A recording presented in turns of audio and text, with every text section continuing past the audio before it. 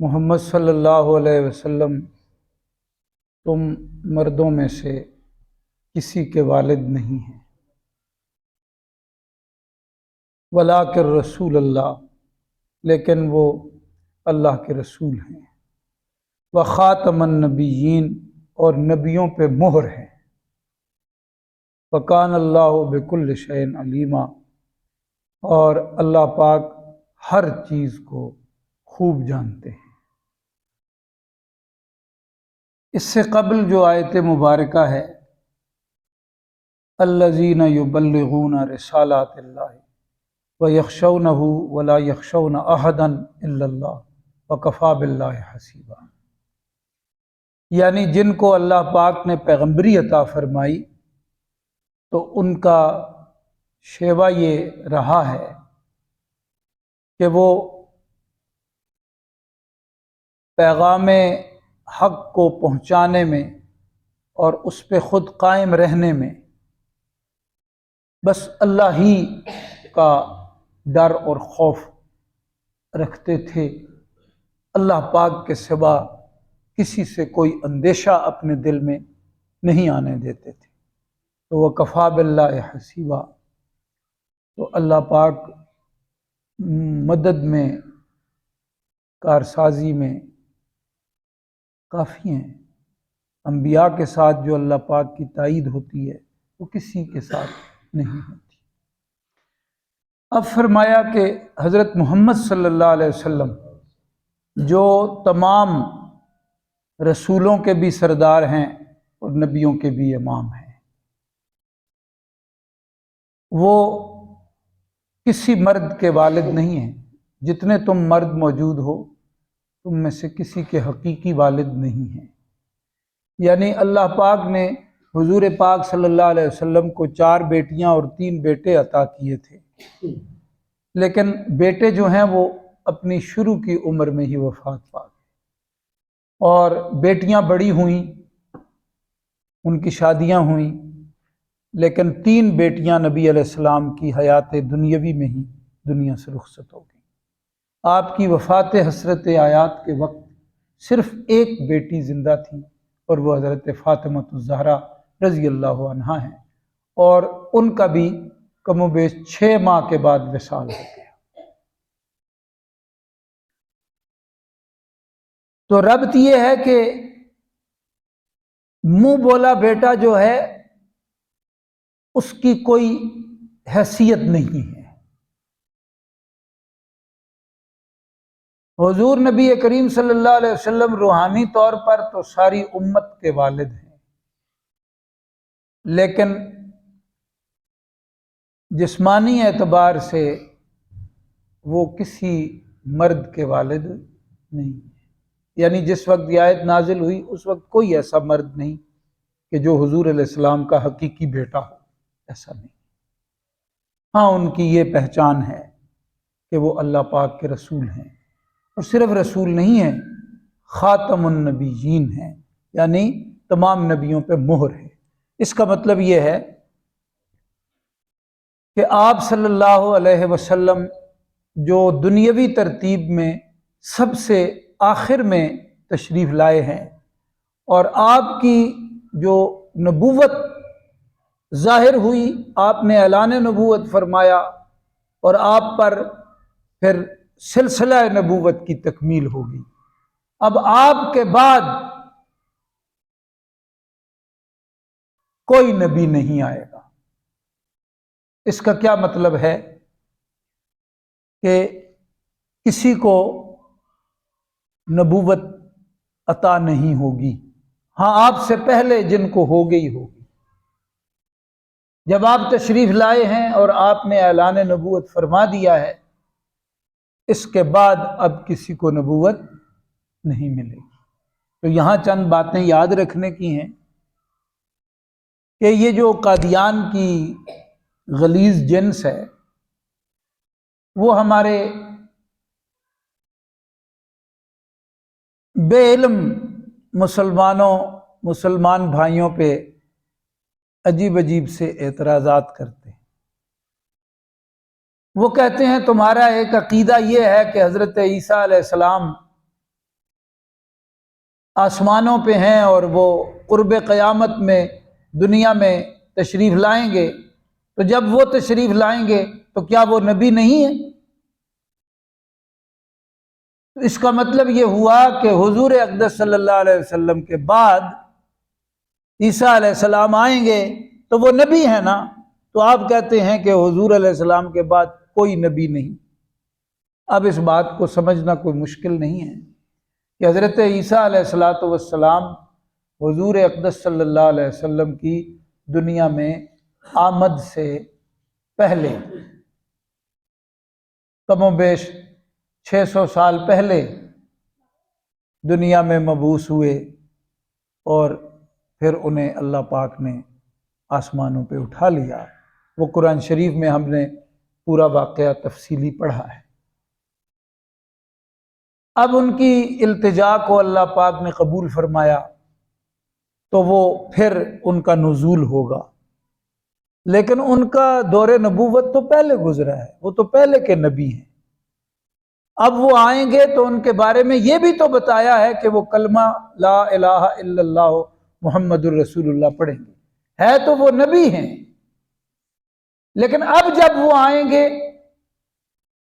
تو وہ اپنی نبوت کا پرچار نہیں کریں گے، بلکہ امام الانبیاء جناب محمد الرسول اللہ سید المرسلین خاتم النبیین صلی اللہ علیہ وسلم کی نبوت کا ہی اتباع کریں گے، اور اسی کا پرچار کریں گے، اسی کی تبلیغ کریں گے، اسی کی تدریس کریں گے، اور اسی کے لیے جہاد کریں گے۔ تو وہ بات تو ہے ہی نہیں، سوال بنتا ہی نہیں۔ یعنی جس حدیث شریف میں یہ مضمون یا احادیث مبارکہ میں یہ ارشاد آیا ہے تو ساتھ یہ باتیں بھی تو ہیں۔ اس لیے میں کہتا ہوں کہ بے علمی اور کم علمی کے ہم مارے ہوئے لوگ تو ایسے بھونڈے قسم کے اعتراضات پہ بھی چکرا جاتے ہیں۔ نبی پاک صلی اللہ علیہ وسلم نے فرمایا کہ اگر آج موسیٰ علیہ السلام بھی اس زمین پہ ہوتے تو وہ بھی اپنے کلمے کو، اپنی شریعت کو چھوڑ دیتے، میرا کلمہ پڑھتے، میری شریعت کو اختیار کرتے۔ اصل مطلب یہ ہے کہ حضور علیہ السلام جب تشریف لائے، آپ نے فرمایا میں اللہ کا نبی ہوں، اب اس کے بعد کسی کو نبوت نہیں ملے گی۔ پہلے جن کو مل گئی وہ بے شک آپ کے بعد دنیا میں تشریف لائیں، اس سے کوئی فرق نہیں پڑتا، کیونکہ ان کا جو وہ تھا دجال، اس نے تو 1900 میں آ کے جھوٹا نبوت کا دعویٰ کیا ہے، 1904 میں جو اعلانیہ کہ میں نبی ہوں، اور کئی دعوے کیے ہیں اس نے، کبھی امام مہدی بنا ہے، کبھی مسیح موعود بنا ہے، یعنی یہ میں عیسیٰ علیہ السلام ہوں، اور کہتا ہے یہ جو قرآن میں آیا ہوا ہے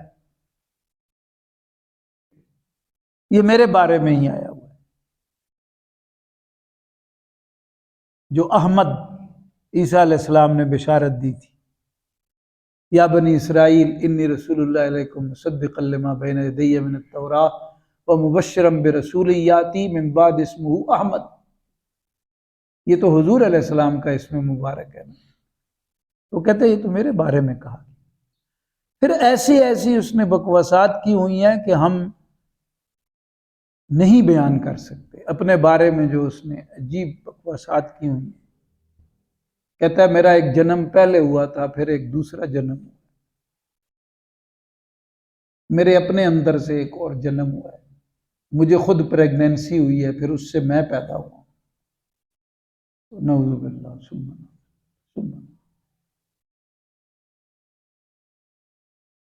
اس لیے وہ یہ بات کرتے ہیں الجھانے کے لیے۔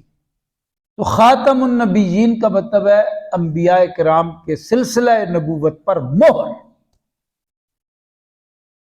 اور حضور علیہ السلام نے فرمایا میں نبیوں کا خاتم ہوں، لا نبی بعدی، میرے بعد کوئی نبی نہیں۔ وہ اس مطلب میں، اور یہ مطلب بالکل واضح۔ اعتراض تب بنتا تھا کہ عیسیٰ علیہ السلام حضور پاک صلی اللہ علیہ وسلم کے دنیا سے پردہ فرمانے کے بعد آتے اور فرماتے اب مجھے نبوت مل گئی ہے، اور سب مسلمان مان لیتے، پھر اعتراض بنتا ہے۔ یہ جو صورت حدیث شریف میں بیان ہوئی، قرآن شریف کی آیات میں آیا، اس کا تو تعلق ہی نہیں بنتا ایسے اعتراض کے ساتھ۔ تو حضور خاتم النبیین ہے۔ اور کیوں خاتم النبیین ہے؟ یہ اللہ پاک کا علم ہے، اللہ پاک کو ہی معلوم ہے کہ حضور علیہ الصلوۃ والسلام کو خاتم النبیین بنا دیا۔ کس کو نبی بنانا ہے یہ بھی اللہ پاک جانتے ہیں۔ اللہ اعلم حیث یجعل رسالتہ، اور خاتم النبیین کس ہستی کو بنانا ہے یہ بھی اللہ پاک کی منشا ہے، اللہ کا علم۔ وکان اللہ بکل شیء، یہ ترتیب اللہ پاک کی وضع کردہ ہے۔ جب خاتم النبیین عطا کر دیے گئے، جن کی بشارت پہلے انسان نے دوسرے انسان کو دی تھی دنیا میں، آدم علیہ السلام نے حضرت حوا کو دی، پھر اپنی اولاد کو دی، پھر تمام انبیاء کرام نے اپنے اپنے ادوار میں اپنے اپنے ماحول کے لوگوں کو بشارتیں دی، اور حضرت عیسیٰ علیہ السلام نے اس نسبت کو پانے کے لیے اللہ پاک سے التجا کی تھی کہ مجھے بھی یہ شرف عطا فرمائیں کہ میں نبی بھی ہوں اور نبی آخر الزمان کا امتی بھی ہو جاؤں، تو اللہ پاک نے قبول فرمایا۔ اتنا بڑا اعزاز جب اللہ پاک نے مسلمانوں تمہیں دیا ہے، تو یا ایھا الذین آمنوا اذکروا اللہ ذکرا کثیرا، اس احسان کو ہلکا مت سمجھنا، اللہ پاک کو کثرت کے ساتھ یاد رکھنا، یہ ہے ربط۔ جب کوئی بہت بڑا احسان کر دے تو اس کو بھلایا جا سکتا ہے۔ لقد من اللہ علی المؤمنین اذ بعث فیہم رسولا، سب سے بڑا احسان اللہ پاک فرماتے ہیں میرا ایمان والوں پر یہ ہے اس دنیا میں کہ انہیں میں نے محمد صلی اللہ علیہ وسلم پیشوا کے طور پہ، پیغمبر کے طور پہ، رسول کے طور پہ اور خاتم النبیین کے طور پہ عطا کر دیے، اس سے بڑا اور میرا کوئی احسان نہیں۔ تو اتنے بڑے احسان والے کو ہمیشہ یاد رکھو۔ اذکروا اللہ ذکرا کثیرا، یعنی تمہاری پوری زندگی ایسی ہو جو اللہ کی یاد سے خالی نہ ہو، مسنون دعاؤں سے جڑی ہوئی ہو، تمہارا دل اللہ پاک کی طرف متوجہ ہو، تمہاری زبان بھی ذکر الہی سے مرطوب رہے، دھیان بھی اللہ پاک کی طرف لگا رہے، ہمہ وقت تم سراپائے ذکر بن کے دنیا کے اس ماحول سے گزر جاؤ، اس احسان کے شکرانے کے طور پر۔ وسبحوہ بکرۃ وَاصیلا، اور صبح و شام یعنی ہمہ وقت اللہ پاک کی تسبیح کرتے رہو۔ والذی یصلی علیکم وملائکتہ، جب تم یہ اہتمام کرو گے تو اللہ وہ ہے جو اپنے فرشتوں کے ذریعے سے تم پہ رحمت نازل فرمائے۔ لیخرجکم من الظلمات الی النور، اس رحمت کا نتیجہ یہ ہوگا کہ تم کفر، شرک، رسومات اور بدعملی کے اندھیروں سے نکال کے توحید اور صراط مستقیم کی نورانیت سے منور کر دیے جاؤ، عقائد سے اعمال تک تمہاری اصلاح ہو جائے گی۔ وَكَانَ بِالْمُؤْمِنِينَ رَحِيمًا، اور اللہ پاک تو ایمان والوں پر ہے ہی مہربان۔ تحیتہم یوم یلقونہ سلام، دنیا کی بات تو یہ ہے کہ اللہ پاک ظلمات سے نور کی طرف لے آئیں گے، اور آخرت کی بات یہ ہے کہ اللہ رب العالمین سے جب ایمان والے ملاقات کریں گے تو اللہ پاک ان پہ سلامتی بھیجیں گے، سلام قولا من رب الرحیم۔ یہ بڑا اعزاز ہے، اور حدیث شریف میں آتا ہے کہ فرشتے بھی سلام آ کے مومنوں کو سلام پیش کریں، اور مومن بھی ایک دوسرے کو سلام پیش کریں۔ تو دنیا میں بھی سلام کیا کریں، اور سلام میں کوشش کریں پہل ہو جائے، اس پہ وہ کچھ ملتا ہے جس کا اندازہ ہی نہیں کیا جا سکتا۔ وَأَعَدَّ لَهُمْ أَجْرًا كَرِيمًا، اور ان کے لیے بڑی عزت کا اجر تیار کر رکھا ہے۔ یا ایھا النبی، اے نبی صلی اللہ علیہ وسلم، انا ارسلناک شاہدا، بے شک ہم نے آپ کو بھیجا گواہ۔ منقول تفسیر میں ہے کہ پہلی گواہی یہ ہے کہ جو بات حضور علیہ السلام نے امت کو بتائی ہے اس پر ان کا دل خود گواہ ہے۔ اس کا مطلب یہ ہوتا ہے کہ آپ نے جو اللہ رب العالمین نے آپ کے دل پہ اتارا ہے وہ امت کو عطا کر دیا، اس میں کوئی کجی کمی، کوئی کسر نہیں اٹھا رکھی، من وعن، امت کو منتقل کر دیا ایز اٹ از، جھولی میں ڈال دیا ایمان والوں۔ دوسری گواہی یہ ہے کہ قیامت والے دن آپ صلی اللہ علیہ وسلم شہادت دیں گے، آپ سے پوچھا جائے گا کہ جو آپ کے ذمے کیا گیا تھا آپ نے وہ پہنچا دیا، تو آپ شہادت دیں گے یا اللہ میں نے یہ پہنچا دیا ہے۔ پھر آپ امت پہ اور امتوں پہ بھی گواہ ہو جائیں گے، یہ آپ کی شہادت قیامت والے دن۔ تو یہ سب اعزاز ہے، دنیا میں بھی شاہد ہیں اور آخرت میں بھی۔ وَمُبَشِّرًا وَنَذِيرًا، اور خوشخبری دینے والا بنا کے بھیجا، یعنی جو لوگ ایمان اور اعمال صالحہ کا چلن رکھیں گے انہیں خوشخبری ہے۔ کیا خوشخبری ہے؟ کہ انہیں کامیابی نصیب ہوگی۔ کون سی؟ سب سے بڑی کامیابی، فوز کبیر۔ نذیرہ، ڈرانے والے بنا کے بھیجے، جو ایمان اور اعمال صالحہ کے راستے سے ہٹیں گے تو ان کے لیے ڈراوا ہے، ان کی موت بھی بڑی خوفناک ہے، ان کے برزخ بڑی دہشت ناک ہے، ان کی محشر بڑی تباہناک ہے، اور ان کی آخرت بڑی ہولناک ہے، جہنم کی صورت۔ وَدَاعِيًا إِلَى اللَّهِ، اور آپ اللہ کی طرف بلانے والے ہیں، یعنی آپ کو بلانے والا بنا کے بھیجا، کس کی طرف؟ اللہ پاک۔ تو یہ تبلیغ کا عمل ہے، یہ بہت اونچا عمل ہے۔ اللہ پاک کی طرف بلانا مطلب ہے اللہ پاک کے دین کی طرف بلانا۔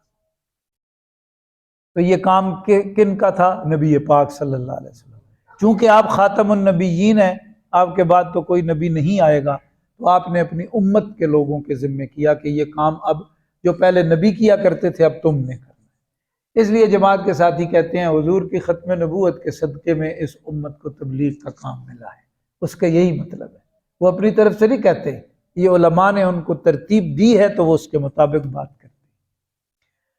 وَبَشِّرِ الْمُؤْمِنِينَ، اور اے پیغمبر صلی اللہ علیہ وسلم آپ خوشخبری دے دیں ایمان والوں کو، بِأَنَّ لَهُم مِّنَ اللَّهِ فَضْلًا، کہ ان کے لیے اللہ کا فضل ہے، کہ فضل کریں تو بخشے جاؤں میں ورگے منہ کالے۔ عدل نہیں ہے، ایمان والوں کے لیے کیا ہے؟ فضل ہے، اور کتنا ہے؟ کبیرہ، کوئی حد ہی نہیں ہے اس کی۔ وَلَا تُطِعِ الْكَافِرِينَ وَالْمُنَافِقِينَ، اور کہا نہ مانیں آپ کافروں کا اور دغا بازوں کا، منافقوں کا، وَدَعْ أَذَاهُمْ، اور پرے کر دیں ان کی تکلیفوں کو، خاطر میں ہی نہ لائیں، وہ جو آپ کو تکلیفیں پہنچاتے ہیں ان کو اٹھا کے پھینک دیں، پرواہ ہی نہ کریں ان کی۔ وَتَوَكَّلْ عَلَى اللَّهِ، اور اللہ پہ بھروسہ جما کے رکھیں، جو فرما دیا وہ فرما دیا حق، اور آپ بھی رسول برحق ہیں، آپ بھی خاتم النبیین ہیں، آپ بھی کامیاب ہیں، آپ سے جڑنے والے کامیاب ہیں، اس سے ہٹ کے کوئی کامیاب نہیں۔ وَكَفَى بِاللَّهِ وَكِيلًا، کام بنانے کو اللہ کی ذات کافی ہے، کسی اور کی کوئی ضرورت نہیں۔ درود شریف پڑھ محمد سیدنا